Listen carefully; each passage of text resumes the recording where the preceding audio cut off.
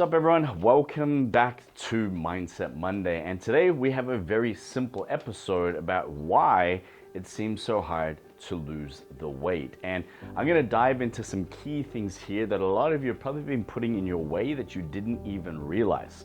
So let's dive into it. Now, if I told you that you're actually currently setting yourself up for failure, all right, you would probably get very irritated with me. Yet, that's where I meet probably 90% of women every single day when we're looking at the current strategy that they're following or their current, lifestyle and habits around food, working out, mindset, self-talk, all of those different things, and how they're setting themselves up for failure versus success. And one of the best indicators around this, if you're not sure, okay, is do you currently have the level of results that you want? Are you currently doing things in a way that are leading to those end results? And the answer is obviously no. So let's have a look at why. And for a lot of women that I speak to every single day, the number one reason why they're not doing the things that they need to be doing is because they're setting themselves up in a way where a lot of what they're trying to do is either too big, it's too restrictive, or it's not sustainable. And what I mean by it's not sustainable is that, like, eating chicken and broccoli 6 times a day, there's like a minutia point something percent of humans in the world that actually are okay doing that. The rest of us would rather headbutt a wall. Like, you're not setting yourself up in a way where, hey, I can eat like this for the rest of my life. I can eat like this and get in shape. I can eat like this and fit it around my schedule. I can cook for the entire family and everybody's getting good meal options. It's simple, it's easy, it doesn't take a lot of time.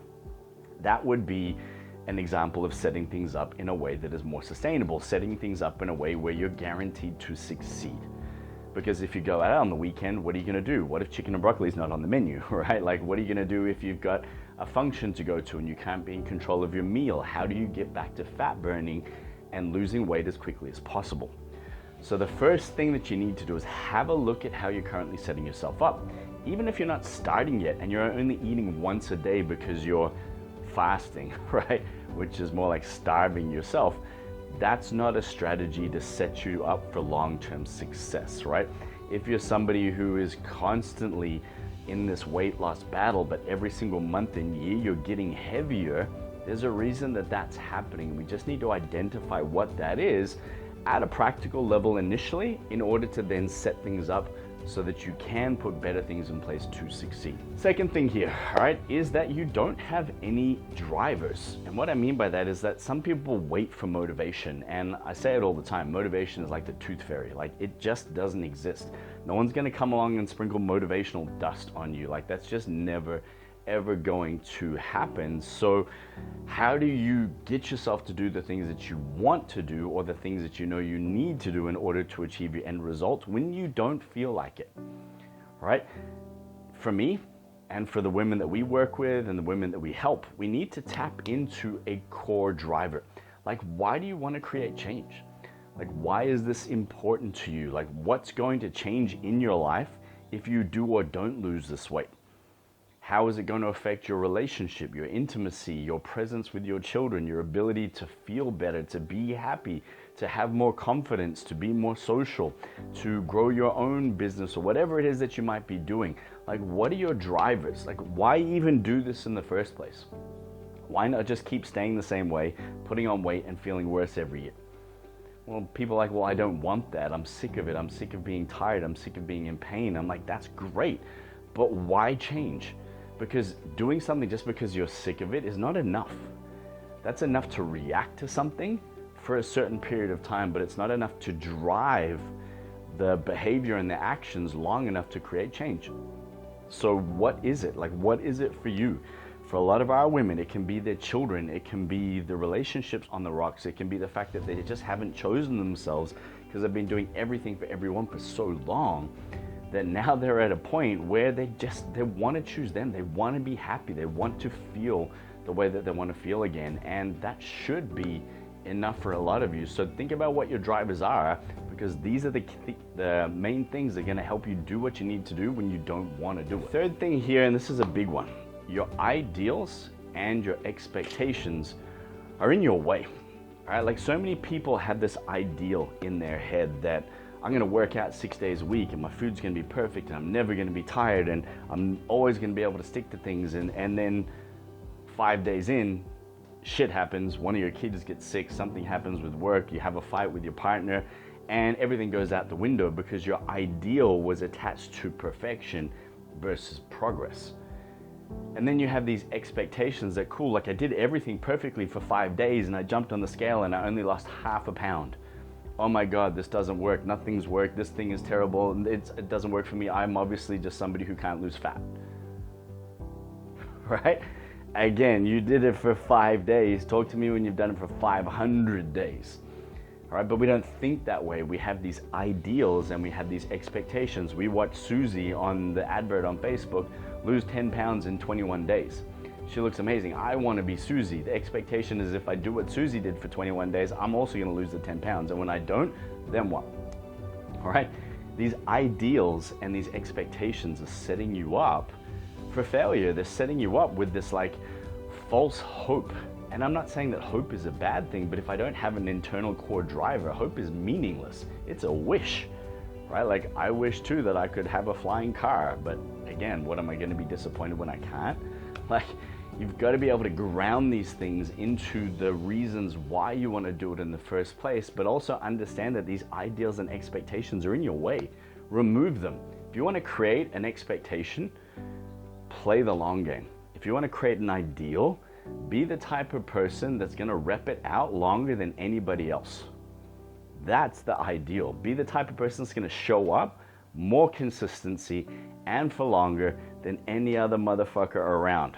Like when you can do that, that's the type of ideal and expectation that will always set you up. Last two things here are pretty much in line, but this is a big one. And it'll come back to a few different things. It'll come back to your level of self-worth sometimes, your self-belief in your ability to be able to do something long enough, but you'll often bail at the first sight of any challenge, or any challenge that comes up. Suddenly you self-abandon and everything that you had put in place, all the reasons why you wanted to do this in the first place, now just disappear, right? Because you're not doing it, you're not, creating the time, you're not putting in the focus and the energy into those things anymore because this challenge is consuming you. It could be emotional, it could be physical, it could be practical, someone could be sick, someone could be in a hospital, like uncontrollable circumstances.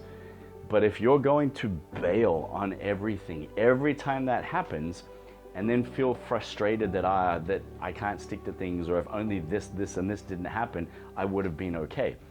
Again, you're lying to yourself and you're never going to get to the point of sticking to something long enough to achieve what you want. Which again, in this scenario, it's like, why does it seem so hard to lose weight? Well, it seems so hard to lose weight because you bail every single time something comes up. Which leads me to my last point here, is that your wish is not as strong as your will. Which leads me to my last point, all right? Your wish doesn't line up with your will. All right, your internal willingness to do something, to show up, to put in the work day in and day out when you don't want to, doesn't line up with the wish that you want for the result.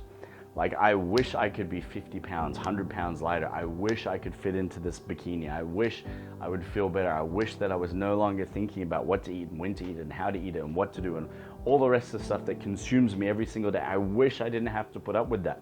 But your willingness to do the work that will create that result, it's not there. Or if it is there, and like I talked about before, suddenly you face a challenge and you bail, it's no longer there anymore. And then you have to muster up the will to try again. So when you're sitting there and you're looking at this whole situation, like, choose your hard. And I talk about that all the time, right? I pretty much need a t-shirt for it. But choose your hard when it comes to losing weight, losing fat, staying in shape. Like, at the moment, if it feels hard or it seems hard, it's because of the way that you're setting things up. It's because of the way that you're approaching things. It's because of what you are willing to do and the drivers and the why that you're attaching to all of this that is going to dictate whether you have or don't have the result that you want. So if I can leave you with anything, all right, is simplify the process. Set yourself up for success. Tap into those internal drivers. right? Like for me, I just have this want and desire and will to be better every single year. Like it literally is a driver for me. I have 3 teenagers. I want them to have to keep up with me, not the other way around. And they have to currently, and I'm going to continue to push myself to maintain that because it's important to me and it's fun for them. All right, and then have a look at some of the challenges that are going to come up and decide what you're going to do to negate them rather than just bail. And if you really do wish to have the results that you want, create the will that's in line with that. And when you can do all of this stuff combined, suddenly losing weight's not hard anymore. All right, you're not going to go through the same battles. You're not going to face the same challenges because you're setting yourself up for success. You are doing things in a way where the results you want is the only end outcome that is going to be ahead for you because nothing else is going to be in your way. All right, and again, if you feel like somebody could benefit from this, please share it with them. Make sure you hit the like and subscribe, and then if there's anything you'd love me to dive into in the coming weeks, comment below and I would love to check those out and create a video just for you.